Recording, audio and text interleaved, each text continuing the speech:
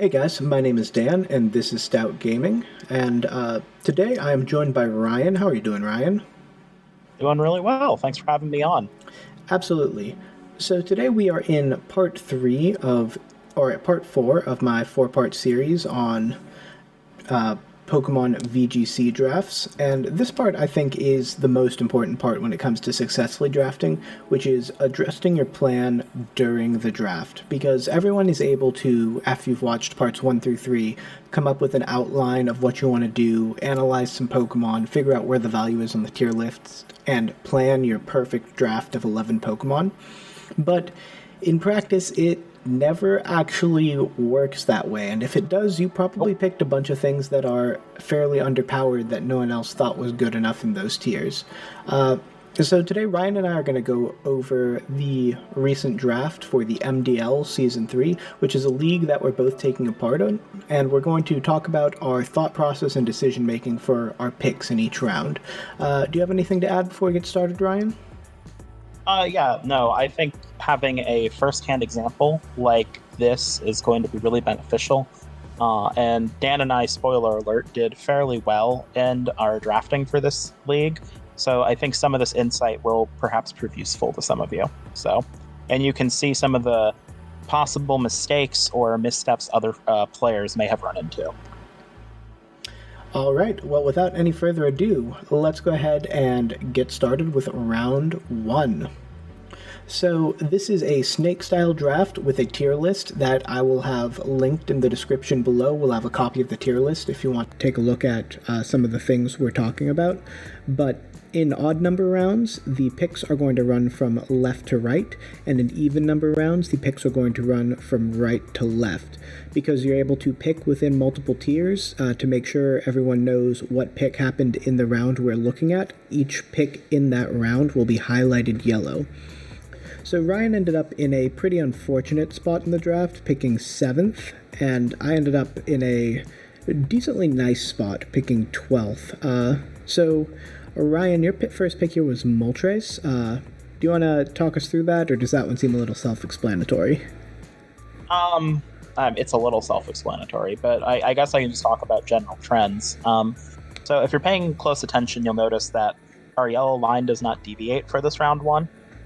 Everyone drafted a tier 1 first. There's a couple reasons for that. First off, in this league, you'll notice you only get 2 tier 1s. So those are extremely valuable. And ideally, you want to build your comp in such a way that you are supporting those tier 1s to let them shine. I'm not saying to be top heavy, because there are drafts that sometimes are very top heavy where they rely too much on their top offense. But I am saying that if you'll notice here, outside of Dan, who's actually unique in that he picked a support piece, pretty much every single person picked a solidly good offensive mon, usually with some utility. I was not expecting to get Moltres Galarian form in this draft at all. I was expecting it to be gone. My general draft plan actually revolved around getting possibly Dragapult, Celesteela, Cinderace, or Landorus. Those were kind of the drafts I already had sort of thought out ahead of time. Particularly the Steela and potential Dragapult options were ones I was really thinking might be likely. But by the time it came to me, I was like, well, Moltres Galar's here. I have to take that. That's like one of the best mons in VGC draft right now. So I went ahead and grabbed it and redid my entire plan. So this draft was a little more by the seat of my pants than it normally would have been, but I luckily had a night after my first couple picks where I could reevaluate, and I did create a plan after the fact. So Yeah, that's pretty similar to what happened for me actually as well. I have Tornadus as a top 5 to 6 mod in draft in my mind, so I really didn't expect it to be around at pick number 12. So my thought actually was thinking that a lot of people would be taking this tier 1 value, that I might double up on what I saw as 2 of the best tier 2s, some combination of Articuno Galar, Primarina, and Arcanine. I thought I might just Arcanine. get, Yep. yeah, I might just get 2 of those in rounds 1 and 2, and then wait on my tier 1s to see what I could get to complement those later, because I thought there was the potential for those to be pretty well complemented later in the draft. But seeing Tornadus fall, it is a support piece, but it is a really strong support piece as well. So I just had to pick it there. But otherwise, I think this round was pretty self-explanatory. I think the Togekiss went earlier than we thought it would. The Rillaboom went a bit earlier than we thought it would, and we weren't sure if Naganadel was going to get drafted, much less in the first round. So I think those were some of the ones that really stood out this round in terms of picks. Yeah, I'd agree. And picking a support piece round one is not necessarily a bad thing. You'll see that you plan your draft around it quite well. However, one of the big missteps I especially see with new coaches, I've seen so many drafts where someone will grab Whimsicott and they're like the fourth pick, and then by the time it gets back to them, they pick another tier one, and then there's no tier twos that Whimsicott works well with anymore because all the really good tier twos are gone by that point. So you dipping down a tier was actually very smart because you knew that you had some flexibility with that second tier one. So you kind of dipped down a bit in order to give yourself some better value for the long term, which is something that we'll talk about throughout this video. Right, you're talking a bit about round 2, which I can pull up really quick. So yes, I did dip down to Primarina for round 2. You were not the only one. A lot of coaches dip down into round 2, and six coaches actually went to round 2, whereas 8 coaches finished off their tier 1 in the second round. For me, this Primarina, which was the third pick of the round, even number round, we're going right to left this time. It works really well with Tornadus because while 60 is a pretty bad speed tier most of the time, with Tailwind, it can outspeed up through Dragapult, I believe. So it does give me a lot of flexibility, even if it's not the fastest thing. It hits really hard, and Primarina was in a lot of my 4 or 5 Mondeep pre-draft cores. Primarina, a flying type, a ground type, a dragon type, and a fire type were things that I really liked together. So that was sort of my thought process moving forward, was wanting that. But why don't you tell us a bit about Indeedee? Right. So I drafted Moltres, and I realized I had one of the more untraditional type cores potentially on my hand, which was the Dark Psychic Fighting core, and I wanted to fill that. So that was part of it. The other part of it is I desperately needed redirection, and I wanted my Moltres to be able to click Nasty Plot safely. Because one of the issues, Moltres in draft doesn't require, I think, as much help as people think it does, but you do need redirection with it for it to click that Nasty Plot safely to boost up without a weakness policy. So having Indeedee was really good here. And this did affect the rest of the draft because I have a terrain setter now. So I started making plans around my terrain setter. So I couldn't, because I was running Psychic Terrain, my team does not have, I think, almost any priority at all, because I can't really afford to run priority moves. So I don't have any Prankster mons or anything like that. But I was able to get some other bigger threats kind of down the line. Something you'll also see that you did and Izzy Max did over there, that's right before you, and Matt did as well, and Hunter, is that they all grabbed tier 2s that complemented those tier 1s that they thought were high value. Izzy Max wanted the Tapu Lele Blacephalon because Blacephalon gets Expanding Force, and it was one of the most powerful hitters in tier 2, so he was worried about it potentially being taken. Matt grabbed the Raichu quite early because he was concerned I was going to take it, which I was. And that gave him a Lightning Rod user for the Celesteela and a self-weakness policy proc. The Corviknight is one of the better tier 2s for sure. Mimikyu's one of the best TR setters, and the Politoed complemented the Metagross nicely. So you'll see that when all these people did dip down below a tier, they did it with certain intentions for their tier 1, and they were trying to avoid getting something taken from them too early. And in my case, I picked my tier 1 specifically to support my other tier 1 that could have a rest of a comp built around it, because Indeedee is a support boost. Great, and I do think it's worth noting that we start to see our first run of a certain type of piece. With Indeedee being a redirector, in the next 4 picks, we get 3 more redirectors with Clefable, Volcrona, and Clefairy. So we got 4 redirectors and 5 picks, basically, in the middle of round 2. So Yep. being able to figure out when there's a run on a piece, for example, if Toxic knew he really wanted Clefairy in that spot, he might not have planned to take it there. He might have had a tier 2 he had his eye on and then thought it would swing around and then pick it up. But we were running out of redirectors at that point in time, so he had to pull the trigger to get it there if he really wanted it there. Yep. So that's another bit of dynamic evaluation of value. You've got to figure out, is something still going to be there later in the draft? And I think a good example of that is moving into round 3, which I will let you take first, but we start seeing things get a bit all over the place in round 3. Yes, we do.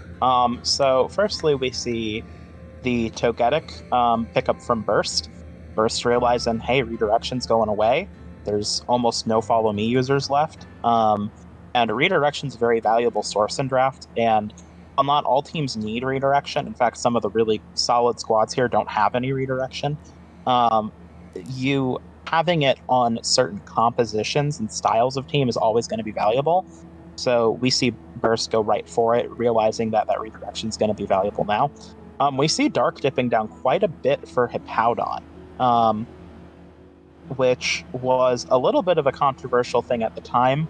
I actually supported it in the moment because he wanted to fill his tier 2s and 3s out with different mons. He needed something for the Dracozolt. He wasn't thinking he wanted Gigalith because Gigalith didn't fit with the type course he was going for with his tier 2s and other tier 3s. So he dipped down for Hippowdon quite early because he was afraid that someone else would draft Sand, which, spoiler alert, someone else drafts Sands this round. Toxic grabbing Blastoise, just a nice support piece next to Clefairy, not a whole lot there. John's already finished his Firewater Grass Core, Rillaboom, Volcarona, Suicune, and he has a Tailwind setter. We see Hunter dip down for Kingdra to kind of complete the Rain mode. Dina gets Rotom Wash, which is a nice support piece. I personally went for Blaziken this round. Like I said, I wanted to finish that untraditional type core. Blaziken was a fire type, and it was really good next to Indeedee because it gets really insane coverage. Indeedee potentially lets it get a Sword Stance up pretty safely, and it gave me a lot of options. It helped my speed tiers out a bit too, because even though Blaziken's base 80 speed, it can boost its speed 2 stages with a max airstream plus the speed boost after the fact. And then we see Matt really dip down. He goes all the way to tier 3 for Pelipper, which is one of the best tier 3 mons in my opinion. And we see him do it super early because he has now seen the Hunter has already drafted the Rain Core. He already has that Politoed Kingdra. So Matt at this point has realized that, and we've also seen Hippowdon get drafted already. So at this point, Matt's realizing that weather setters are going really quickly, and people are thinking about weather already, and he wants to be the other person with Rain to support that Celesteela, because in Rain, Celesteela doesn't take fire damage very well. So at this point, he's covering his Celesteela super well by supplementing for its weaknesses with his 3 mons and kind of building his comp around it. We see Grant grab Ninetales, which makes sense and is another weather setter. Charles dips all the way down for Aromatisse, which is a bit of a more niche mon. However, you realize that that's the Dragon Fairy skill core, and now he has one of the best Trick Room setters in tier 3, because Aromatisse can't be taunted. So all of a sudden, Charles has a pretty nice Dragon Steel Fairy core, and he's kind of announced he's already going to start Trick Room mode. Jess gets Incineroar, which is just a solid tier 1 pick, nice support option, helps with the Mimikyu. Dan, you go for Chomp here. Why'd you go for Chomp?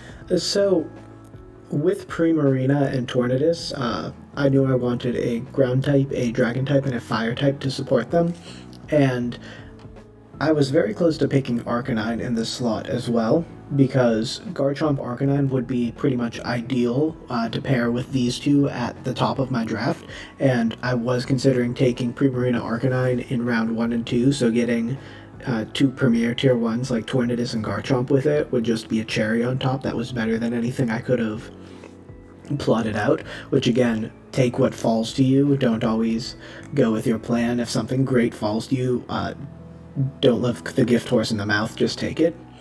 But between the Garchomp and the Arcanine, I was looking at what Izzy-Max and Hector had on their teams.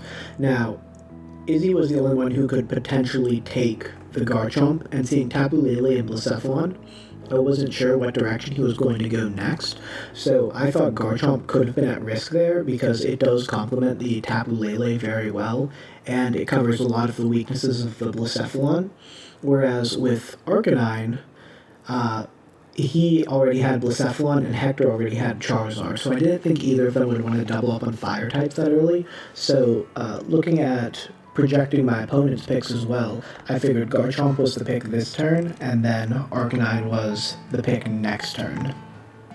So that's sort of why I went for Garchomp there. And then looking at Maxwell and Hector, you were talking about Sand, someone else picking Sand, and then we see Maxwell decides to go with the Gigalith in that spot to start a Sand mode. And then Hector, I like his draft so far at this point with the Duraludon. It gives him another powerful special attacker.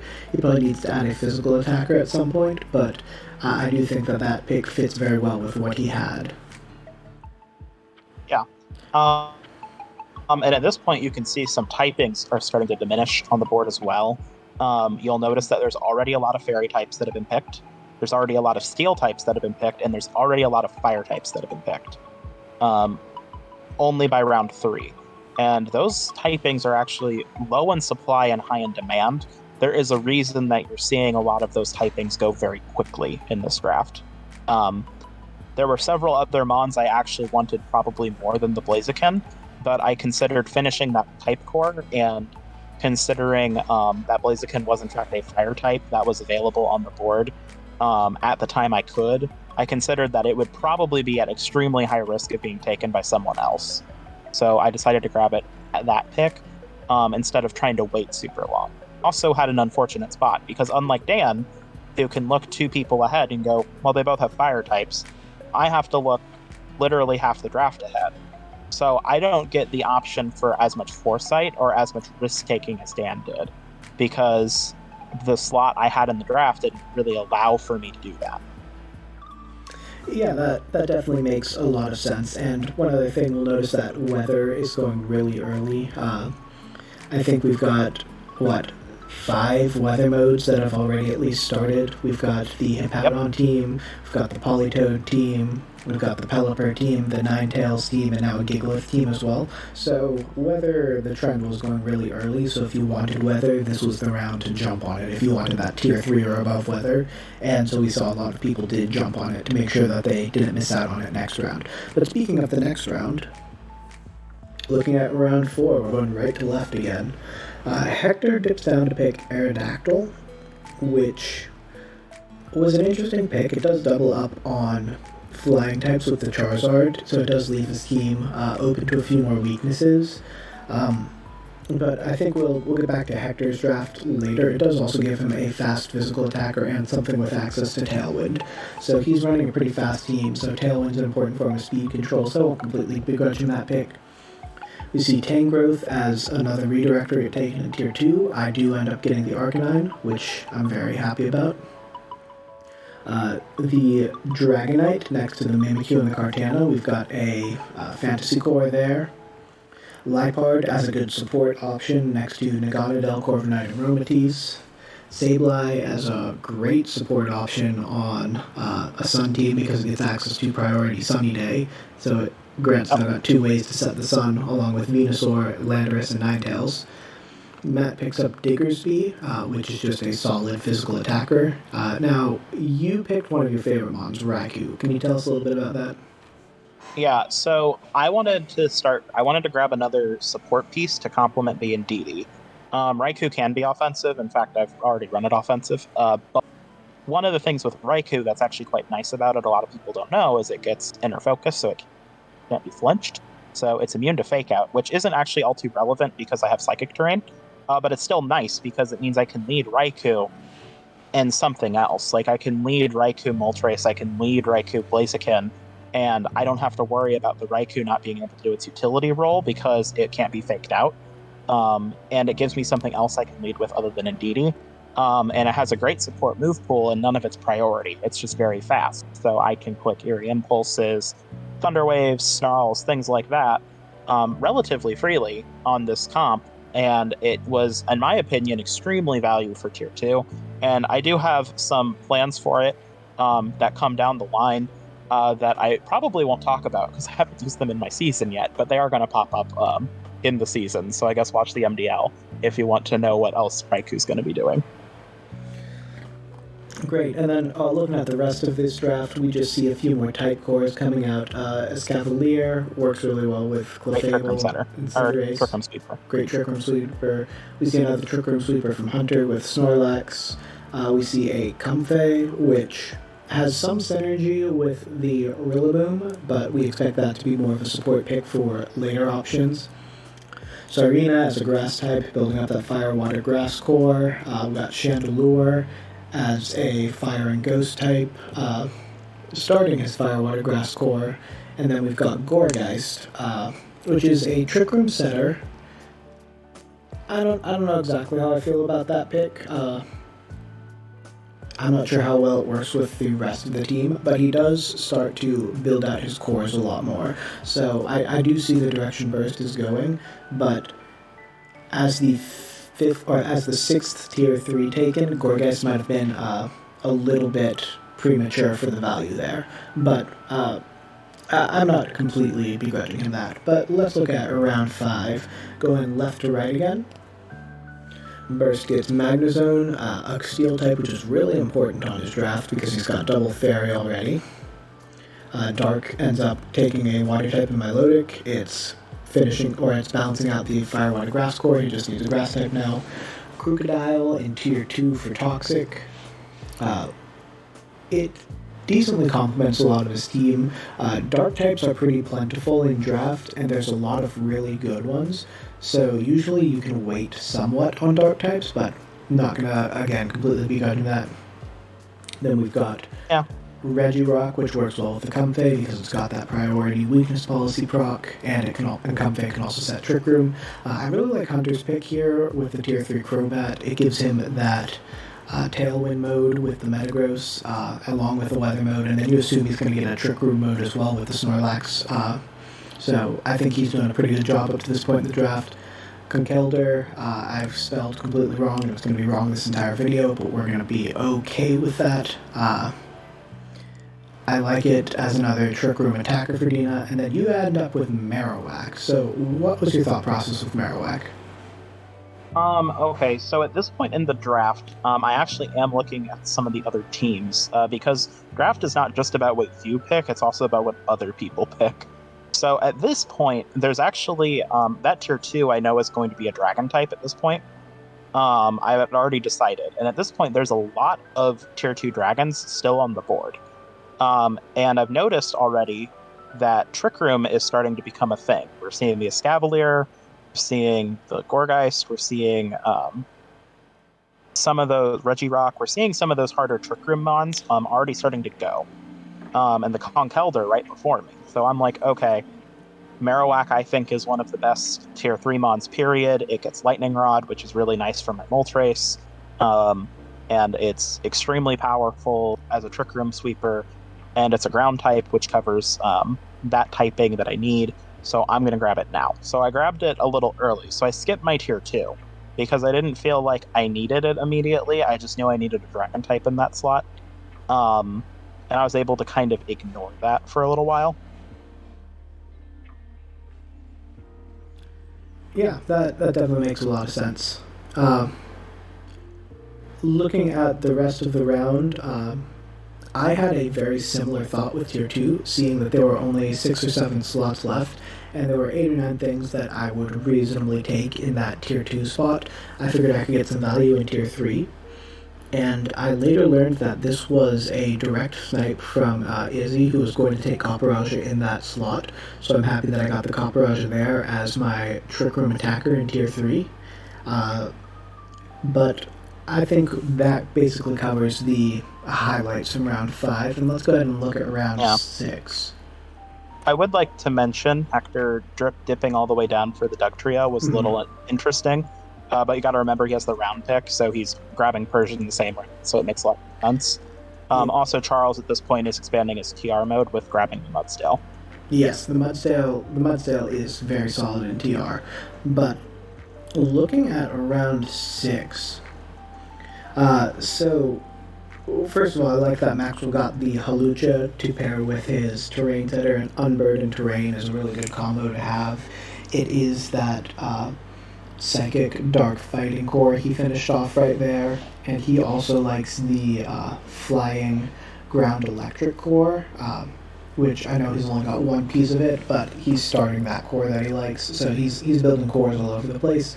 I finish off my Firewater Grass core and get a Redirector and Sleep Abuser and Tangela.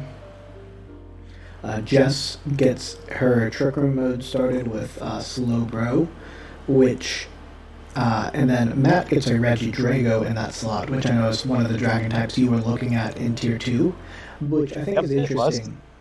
I think it's interesting looking at your pick because your 2 picks that you were considering here, if I'm remembering correctly, were Reggie Drago and Slowbro, and they were taken in the 4 picks before you. So, what was your thought process when that happened?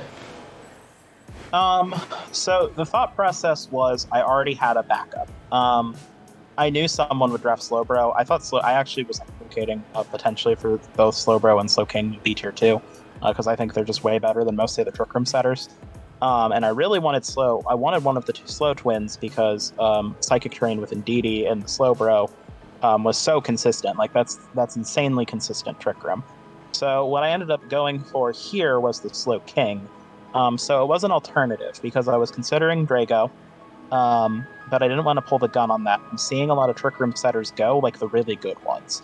Aromatisse is off the board, Musharna's off the board, Slow Bro's off the board. At this point, I'm not thinking that Slow King would ever make it back to me, considering that I'm dead set in the middle of the draft. And a lot of people on the left side of me don't have Trick Room setters yet. Dina doesn't have a Trick Room setter yet. Hunter has a Trick Room mode, but no setter yet. You see later on that Toxic grabs a Trick Room setter this round. So I felt like I had to kind of pull the trigger on getting my Trick Room mode started because my plan for this draft was to do a mixture of sort of setup offense with Trick Room. So I needed my Trick Room mode to be very solid, and I needed some of the best mons available in the tier for it, so I went for the Slow King at this point. Yeah, that makes a lot of sense. Looking at the rest of the draft, you talking about the scarcity of Trick Room setters is something that I could see hurting Hunter because he has a lot of things that like being in Trick Room, but if he gets sniped on all the setters, that could be an issue for him. John picking the Auroras in Tier 4, I kind of like. It's a cheaper weather setter. I've always liked Auroras more than most other people, and the first few weeks of the season he's done decent things with it, so I really like that pick. And then we got Reuniclus, another Trick Room setter going in round 6. Any final thoughts on this round before we look at round 7? No, I do think this is where you start seeing bigger leaps, I think, and bigger discrepancies is going into this round 7. This is where the drafts start to get a little crazier, I think. Yeah, definitely.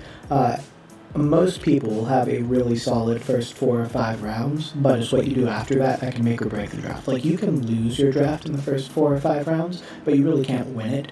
You can win your draft late. So, I think we start to see a lot more differences in strategy and evaluation of picks to fit the team that you have instead of the team that you wish you had going into that round. And that starts really in round 7. So, Toxic getting Togedemaru, I think, is another really good support piece, but his team has a lot of good support pieces, and I think that will pigeonhole some of his more versatile offensive mons into being purely offensive. Johnny fills out his Tier 4 with a Dugtrio. I thought that was an interesting selection.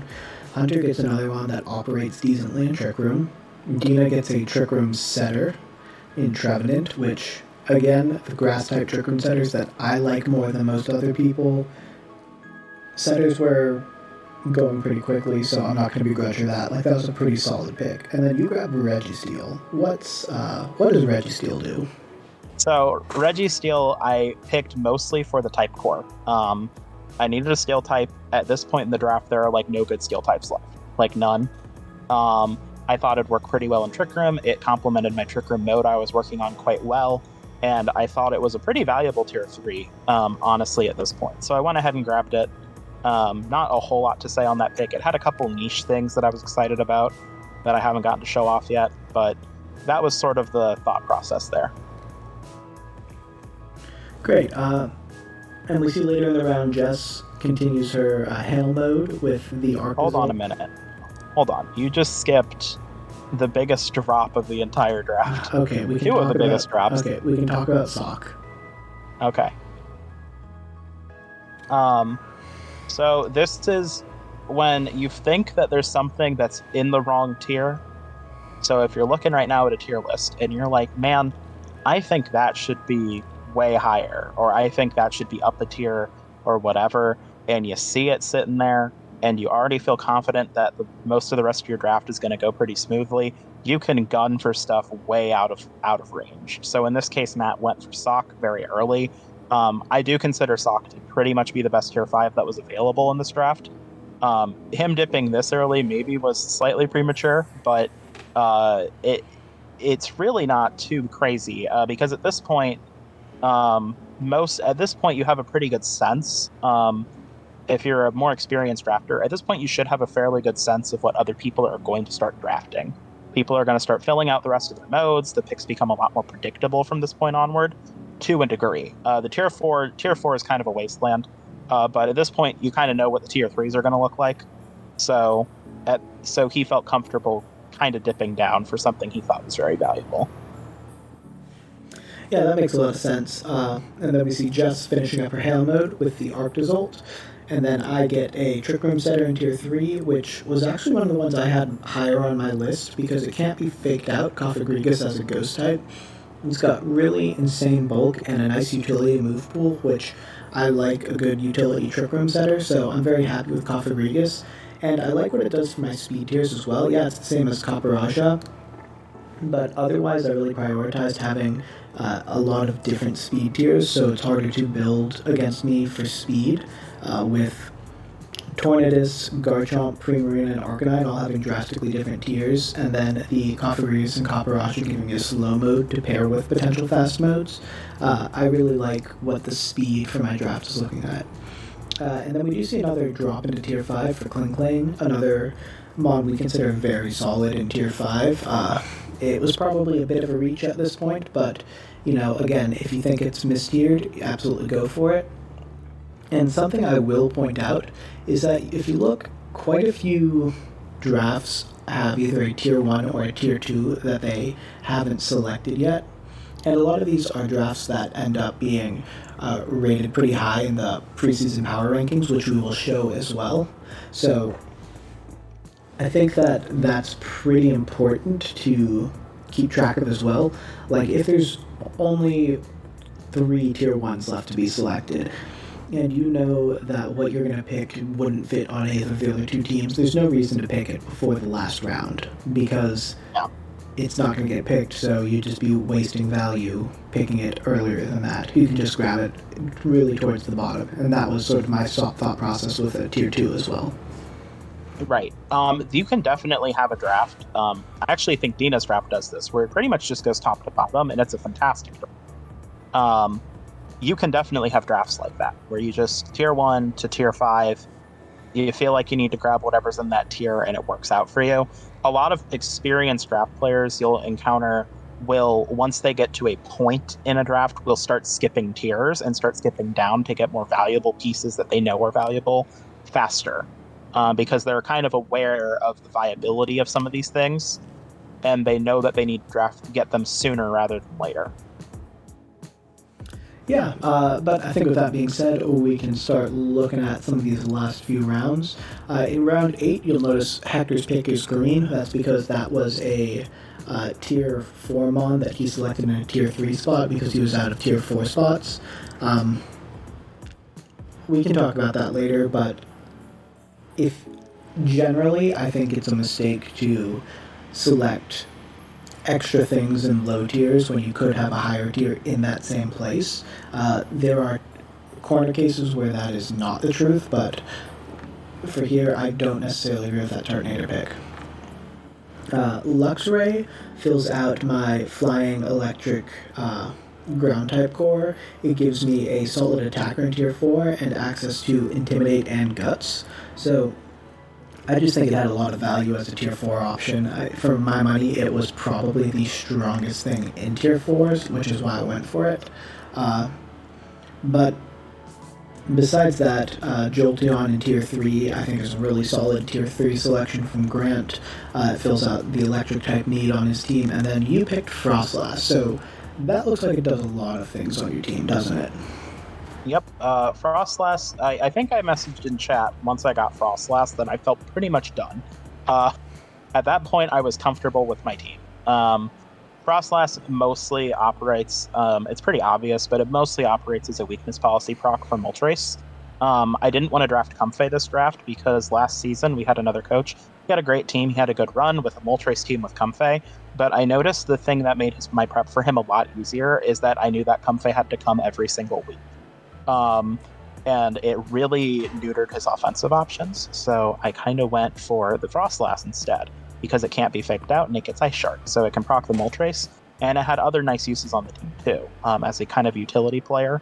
So Frostlass was sort of one of the most important mons in my draft.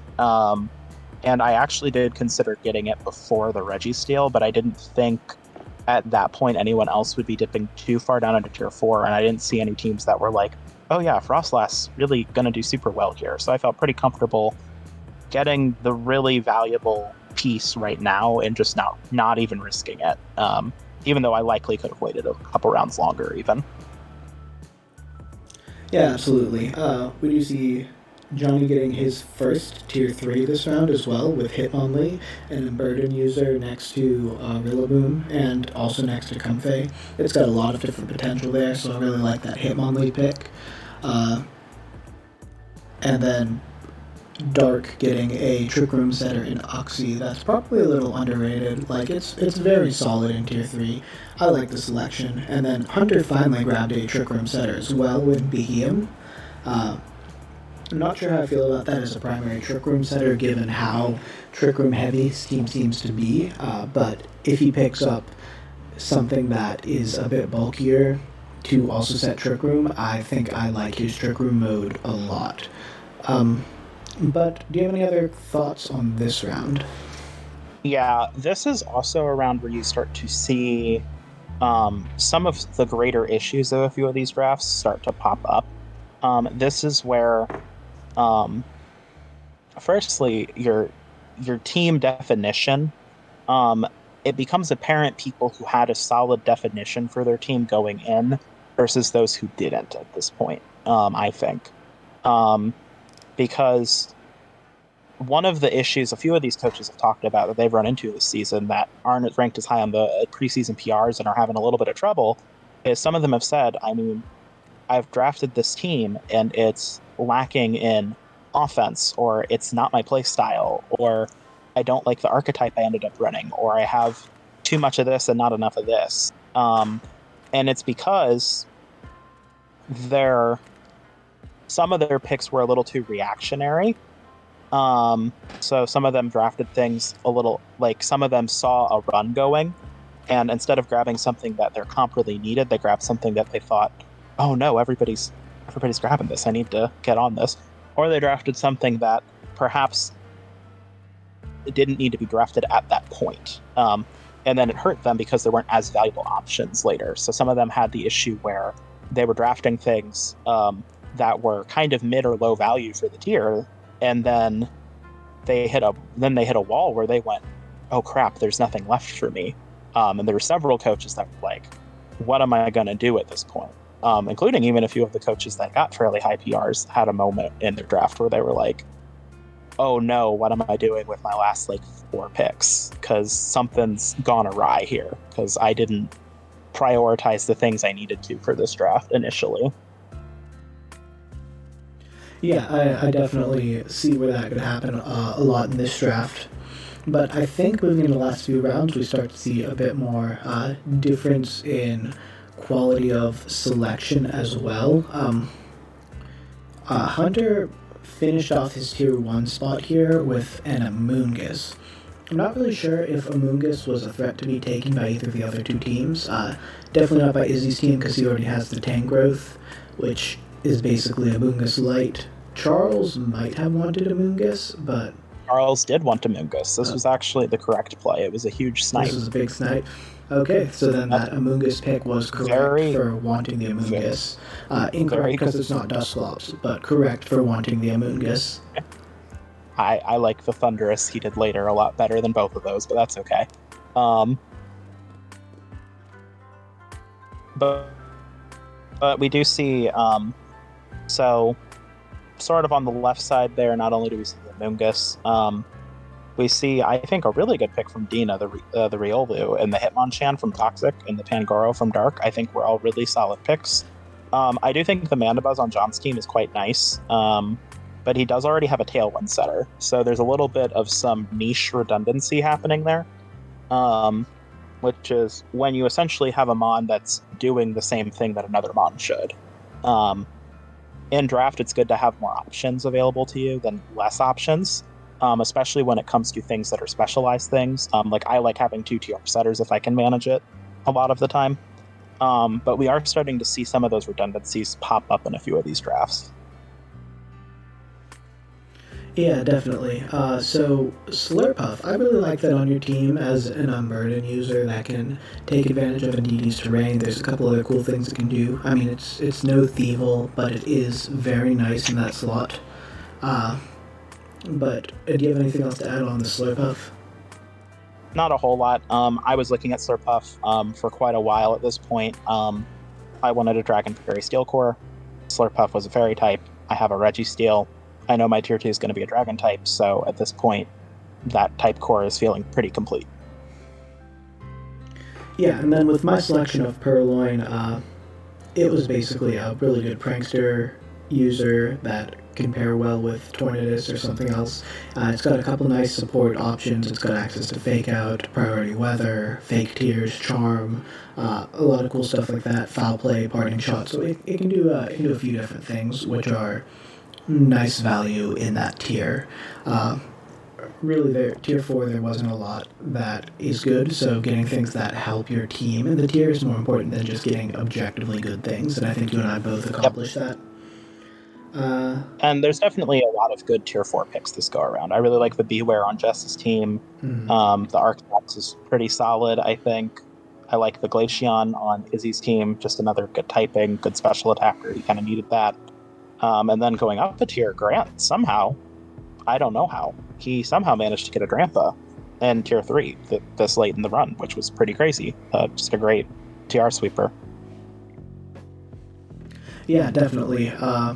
And that also helps him a lot with his speed tiers. It finishes up a fantasy core for him. I think that was a pretty solid pick on his part. Full disclosure, Grant was unable to draft due to family personal reasons, so I drafted for Grant during our draft, so I don't like to toot my own horn too much with Grant and my draft, but they both are pretty solid at this point, so right. I'm having a great draft. Yeah, you are. I do want to also comment on Charles. Dip down for a tier 5, however, it's a valuable tier 5 because Cryogonal is a really consistent proc for that Mudsdale with the Icicle Spear stuff. So him kind of dipping down to tier 5 there makes a lot of sense to me. Because at this point, he already knows he can get basically any tier 1 that's left over that isn't the Amoonguss that just got sniped from him. And his other tier 4 slot can be filled out by whatever he needs it to be. So going for the Cryogonal there makes a lot of sense. It's a good proc mon. Lots of people in tier 5 go for the proc mons there. Because if you can get something that can activate a random weakness policy that seems good, that's usually worth the time. Yeah, absolutely. But moving into the last 2 rounds, I finally pulled the trigger on a tier 2. I'd really been debating between this one and another one for so long, and I figured one of them would get taken at some point, but they just never did. So I pulled the trigger on Colossal. It doesn't really help with my type cores that much. Its speed isn't great, but it massively increases the threat level of my team because I've got multiple ways to proc it. Priority with Primarina Aqua Jet, Garchomp gets Surf. And everyone knows what Colossal does. And now if you're playing my team, you don't just have to worry about the really well-balanced Tornadus, Garchomp, Primarina, Arcanine team. You've also got to worry about, or he could just, proc Colossal and win. So Right. I'm still not sure how I feel about it. There's a chance I drop it at some point in the season, but it makes sense there, I think. Maybe there's a better tier 2 for me there that fits my team better, but just for raw power, you can't really beat it. Yeah, agreed. And then you ended up picking your tier 5 and waiting on your tier 2 because you would get a tier 2 before anyone else could pick a tier 2 there, so that makes sense. Drifloon, Yep. just another unburdened tailwind option that probably never comes, but tier 5 is really bad. It got swapped later. But yeah, Drifloon was just... I literally went on Cerebi. My team doesn't have a tailwind setter. I went on Cerebi. I looked at the list of tailwind setters, went, Drifloon's the best one there, and I've used it before. So I picked it up. Didn't keep it. Yep,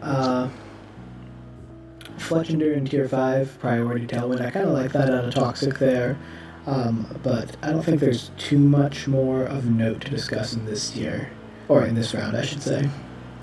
Not a whole lot. The Wigglytuff by Hunter was quite nice. That's a good tier. That's a very high value tier 4 for the slate, I think. And I quite like the Credilli, just in general. I just like Credilli as a mon. And I liked the Delibird on Dark's end to proc weakness policies. Like I said, tier 5s, I like when they're proc mons. If you can manage that. Yeah, definitely. But closing it out in the last round, Toxic pulled another tier 5 in with Aggron in a tier 4 slot. You got your Dragon type in Haxorus. I picked Lantern, which I immediately dropped for a meme, because who doesn't want a Diglett on their team? Maractus was Dracovish spelled fun. Yeah, Dracovish, man. This is a professional setup. Drovish. Dracovish, it was the tier 1 pick for Maxwell at the end of the draft. Charles got a Heatran at the end of the draft, and then Maractus was the last pick of the draft, which was Hector's MVP through 3 or 4 weeks, and then he dropped it. But the Maractus did exist there. And then Matt finished up his rain mode with his last pick, Ludicolo. But do you have any thoughts on just round 11 in general? Yeah, so at this point, you'll notice that myself, Izzy Max, Charles, Jess, and Matt all have weirdly high picks. Not all of them were the ones folks were wanting. I was wanting Haxorus, pretty bluntly. I've had Haxorus as my second choice dragon type to the Regidrago, and I even kind of like it better in some ways than Drago, so it was a very easy plug and slot. Charles did not want the Heatran, however, there was not a lot left on the board for him at that point. He waited, I think, a hair too long on that tier 1 trigger, and really had a hard time filling that, so he filled it with a Heatran. And to his credit, I don't think skipping a tier 1 is always going to work against you.